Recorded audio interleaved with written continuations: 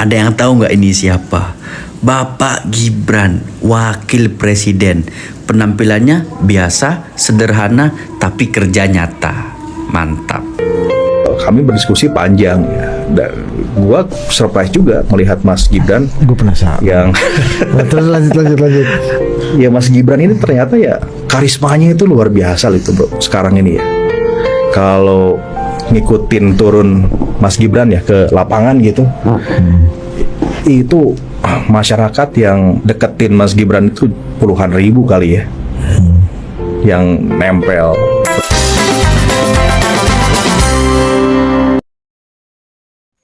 Assalamualaikum warahmatullahi wabarakatuh. Selamat datang lagi sahabat di channel One Opini dimanapun Anda berada saat ini. Ya, Mas Gibran atau Mas Wapres sudah menunjukkan kekuatannya, powernya, membantah, membungkam orang-orang yang selalu merendahkan dirinya, yang menjelek-jelekkan dirinya, bahwa apa sih yang bisa dia kerja Mas Wapres kita ini. Nah, Mas Gibran ini menjawab semua tantangan-tantangan yang ada di depannya. Semakin hari semakin kesini kita bisa melihat kualitas Mas Gibran dengan berbagai bidang yang dia miliki. Mas Gibran tentu saja ini menjadi modal untuk Mas Gibran menjawab omongan orang-orang pembenci dirinya, orang-orang yang membenci Bapak Jokowi atau ayahnya. Nah, tentu saja kita semua tahu siapa sih orang-orang yang selalu mengatakan Mas Gibran ini tidak bisa bekerja dan lain sebagainya. Nah, tentu saja Mas Gibran semua menjawab ini. Nah, seperti apa videonya sahabat-sahabat? Kita lihat dan dengarkan sama-sama videonya berikut ini. Jadi saya kira kata-kata mendesak itu juga perlu dipertegas, itu mendesak. Saya kira yang lebih pas itu menuntut. Menuntut. Iya, jangan mendesak. Dia nggak mau. Kalau menuntut ini kalau nggak dilaksanakan itu ada sanksi yang tegas gitu dari rakyat terutama. Jadi saya usulkan katanya itu menuntut Prabowo untuk melakukan apa saja yang nanti akan kita tuntut. Terutama itu adalah menuntut kejahatan oleh oligarki di Indonesia selama Jokowi berkuasa. Ya, lanjut. Ya, jadi intinya kejahatan oligarki itu sudah sangat nyata, mengkhianati negara, lalu mengingkari atau melakukan KKN yang sangat masif oleh oligarki yang memang dipimpin oleh Joko Widodo dan juga oleh konglomerat hitam. Jadi karena itu saya kira bagi kita tidak cukup Pak Prabowo itu hanya pidato dari satu pidato ke pidato lain. Dari pelantikan nanti ada peresmian apa, ada kongres apa, ada munas partai apa, itu pidatonya ya sama isinya itu. Nadanya memang saya akan begini, akan begini, akan begini. Tapi fakta di lapangan setelah 100 hari itu tidak ada yang nyata. Hanya angin surga. Itulah sebabnya saya kira salah satu alasan Purnawirawan untuk menyatakan sikap ini karena itu hanya omon-omon. Hanya memberikan janji palsu, padahal kekuasaan itu ada di tangan Prabowo sebagai pemimpin tertinggi Republik Indonesia. Ditambah lagi nanti dukungan rakyat. Nah, kurang apa lagi? Karena itu penjahat nomor satu tadi, Joko Widodo, itu dia harus berani singkirkan. Betul. Ya, kalau tidak ya memang pantasnya. Saya setuju tadi Bang Refri, kita kasih batas. Tapi batasnya jangan sampai setahun kelamaan. Bisa kasih misalnya 6 bulan, cukup itu. Gibran, kamu harus segera mengundurkan diri. Titik. Nanti diganti oleh tokoh yang lebih mampu dan masuk akal. Ya, nanti MPR yang akan melakukan hal itu. Ya. Jadi ini kalau misalnya Gibran yang memang nggak ada gunanya itu segera undur diri. Dari Mas Gibran kita belajar. Pemuda pendiam bukan berarti tak punya gagasan. Pemuda irit bicara bukan berarti tak punya karya. Pemuda celula celulu bukan berarti tak punya ilmu. Pemuda yang dinilai tak pantas, justru otaknya cerdas. Pemuda yang diremehkan, justru membuat lawan kewalahan. Pemuda yang dianggap gampang, justru ia jadi pemenang. Untuk yang tua-tua, stop memandang pemuda sebelah mata. Karena bisa jadi kesuksesan Anda ada di tangan kita. Kita ini pembantunya Presiden, kita pastikan pembangunan yang ada, pembangunan yang sudah berjalan, ini bisa tereksekusi dengan baik. Bapak Ibu yang saya hormati, mohon maaf ini tadi saya sedikit terlambat karena keluar dari airport sampai sini, tadi lewat kantor Sinode juga. Kiri kanan jalan itu banyak sekali warga yang ingin menyapa, dadah-dadah. Jadi tidak sopan kalau, mohon maaf, tidak sopan kalau saya langsung lewat begitu saja. Jadi Saya selalu dengan Gibran Rakabuming Raka. Kenapa? Di satu sisi banyak orang yang mencemooh, banyak masyarakat yang tidak suka dan menganggap dia tidak pantas sebagai wakil presiden. Tapi di sisi lain, Gibran Rakabuming Raka tetap bekerja, kerja dan kerja. Apa yang dilakukan orang-orang itu menghina, itu dibalasnya dengan kerja, kerja dan kerja. Saya salut gitu. Salutnya kenapa? Saya baru pertama kali ini lihat ada seorang wakil presiden ternyata punya ide-ide kreatif ya.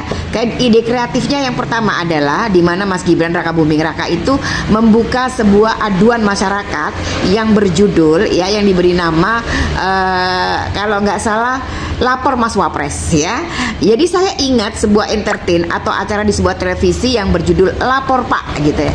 Saya tahu mungkin bisa jadi apa yang dilakukan Mas Gibran ini terinspirasi dengan Lapor Pak ya, atau mungkin itu terinspirasi dari situ kemudian Mas Gibran membuka aduan masyarakat agar seluruh warganya bisa mengadukan masalah-masalah yang dihadapi di lapangan di tengah-tengah masyarakat melalui programnya Mas Gibran, yaitu Lapor Mas Wapres ya. Nah ini keren banget loh ya, tidak pernah ada wakil presiden sebelum ini yang melakukan ide-ide gila seperti itu ya, maksudnya ide-ide kreatif gitu ya. Saya nggak tahu ini adalah idenya Mas Gibran sendiri atau ada tim kreatif ya, atau ada tim kreatifnya, atau mungkin juga ini idenya Kaisang, karena Kaisang itu adiknya Gibran Rakabuming Raka itu orangnya kreatif, lucu, kocak tapi kreatif gitu ya, punya aja ide-ide gila yang bisa membuat masyarakat wow gitu kan. Nah ini yang membuat saya mengatakan salut kepada Gibran, karena beberapa hari dia memerintah baru beberapa hari tapi dia sudah membuat kotak aduan yang diberi nama Lapor Mas Wapres ya. Oke, yang kedua, pada sebuah pidatonya Gibran, nggak tahu di mana itu saya tapi melihat videonya, dia menyoroti tentang adanya kriminalisasi guru gitu ya. Dia menyoroti tentang keberadaan guru ya dan juga murid begitu ya. Sampai di situ dia tercetus, jangan hanya membuat undang-undang untuk perlindungan anak, tapi juga tolong dibikin undang-undang untuk perlindungan guru. Keren nggak? Ini benar-benar keren ya. Jadi dia itu pikirannya sebagai wakil presiden itu jalan gitu ya. Tidak pernah ada wakil presiden yang ternyata punya pemikiran seperti Mas Gibran Rakabuming Raka ya. Ya, halo semua, saya Gibran. Ini saya mau curhat dikit lah.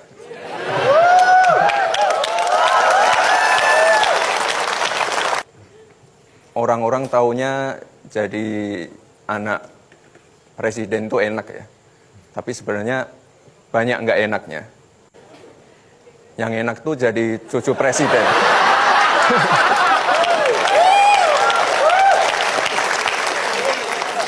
Iya bener. Si Etes loncat-loncat, lari-lari, semuanya seneng. Coba kalau saya atau Kaisang yang kayak gitu. Apalagi bapak saya.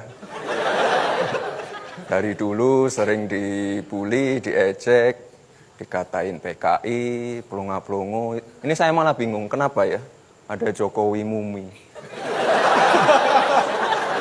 nggak tahu ini minta diawetkan atau apa. Nggak, tapi ini apa? Selama bapak saya jadi wali kota, jadi gubernur, dan sekarang jadi presiden, kritik-kritik, hujatan-hujatan itu memang selalu ada ya. Dan itu saya dan keluarga menanggapi itu dengan biasa sih. Jadi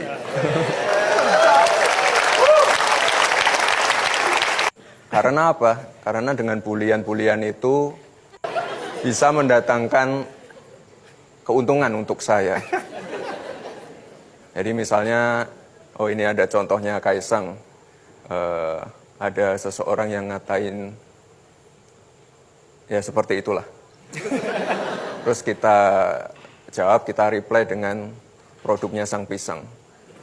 Itu benar-benar ngefek ke penjualan, kita bisa create awareness, jadi sangat menguntungkan untuk kita. Jadi dari dulu tuh saya sama Kaisang ya, terutama ya, kalau ada bulian ke saya, bulian ke bapak, itu nggak pernah kita reply dengan reaktif atau nggak pernah kita ajak berantem lah. Pasti kita balas dengan hal-hal seperti ini. Soalnya kita tahu bulian-bulian dan hal-hal negatif itu bisa kita olah lagi jadi hal-hal yang mendatangkan sesuatu yang positif untuk kita. Jadi kalau kalian tahu, saya pilih jualan martabak aja, adik saya juga pilih jualan pisang aja. Jadi kalau saya sih intinya ini, memilih suatu pekerjaan itu nggak harus selalu ikut-ikutan orang tua ya. Kalau saya sih prinsipnya, saya tuh nggak takut dianggap bodoh, saya tuh nggak takut dianggap salah.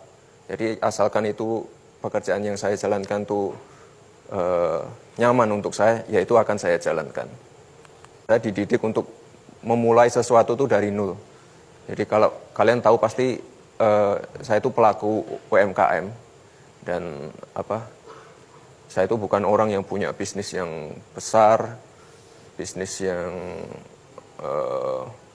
mega proyek atau apa, tapi semuanya itu yang saya jalankan sekarang adalah UMKM. Dan memang Bapak dari kecil, dari dulu selalu menyarankan semua harus dimulai dari nol, dari bawah, kita harus turun ke lapangan, tahu situasi lapangan, dan yang paling penting adalah jujur. Jadi jujur pada diri kita sendiri, jujur pada customer, dan jujur pada pegawai kita. Ya ini sebagian brand yang saya punya lah. Ya itu aja sih. Yang penting sukses itu nggak instan.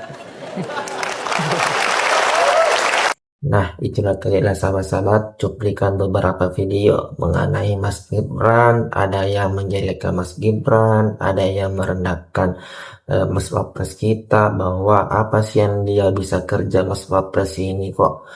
Nah, sedangkan tidak banyak juga orang yang memuji kinerja dari Mas Gibran, bahwa itu bisa membuktikan semakin hari semakin ke sini Mas Gibran membuktikan kualitas dirinya dengan terjun langsung, dengan kerja, dan itu membungkam orang-orang yang membenci dirinya. Nah, bagaimana pendapat Anda sahabat-sahabat? Perlu kita ketahui bersama bahwa dari Mas Gibran kita bisa belajar. Nah, silakan komentar di bawah ini. Jangan lupa like dan subscribe. Sekian dan terima kasih.